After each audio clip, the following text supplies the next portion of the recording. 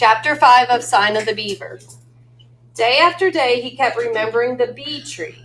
He and his father had discovered it weeks ago. High in a tree at the swampy edge of the pond they had called Loon Pond, the bees were buzzing in and out of an old woodpecker hole. Matt had thought they were wild bees, but his father said no. There were no bees in it at all in America till the colonists brought them from England. This swarm must have escaped from one of the river towns. Bees were better left alone, Pa said. He felt he could scarcely endure another meal of plain fish. He was hungry for a bit of something tasty.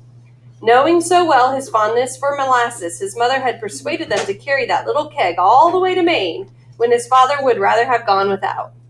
She would have smiled to see him running his finger round and round the empty keg like a child and licking off the last drop the bear had missed. Now he couldn't stop thinking about that honey. It would be worth a sting or two just to have a taste of it.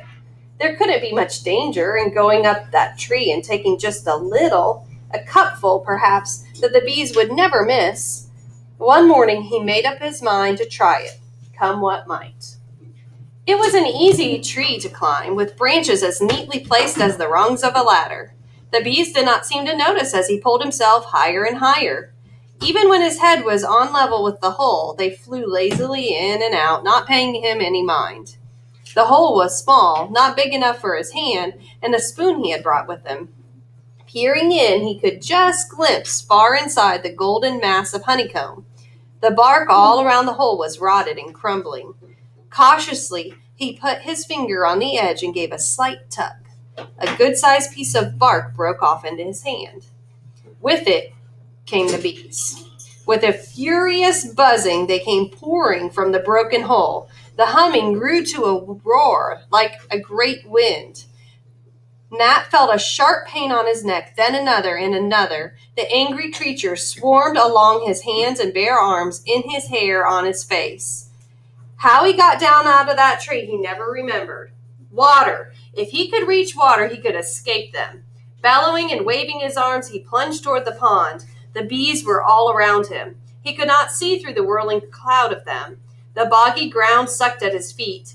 He pulled one foot clear out of his boot, went stumbling over sharp roots to the water's edge, and flung himself forward.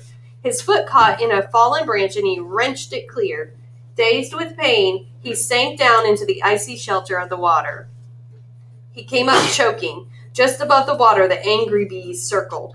Twice more he ducked his head and held it down till his lungs were bursting. He tried to swim out into the pond, but his feet were tangled in dragging weeds. When he tried to jerk them free, a fierce pain ran up his leg, and he went under again, thrashing his arms wildly. Then something lifted him. His head came up from the water, and he gulped air into his aching lungs. He felt strong arms around him. Half conscious, he dreamed that his father was carrying him, and he did not wonder how this could be. Presently, he knew he was lying on the dry ground. Through his eyelids, those eyelids were swollen almost shut, he could see two figures bending over him, unreal, half-naked figures with dark faces. Then, as his wits began to return to him, he saw that they were Indians, an old man and a boy. The man's hands were reaching for his throat, and in a panic, Matt tried to jerk away.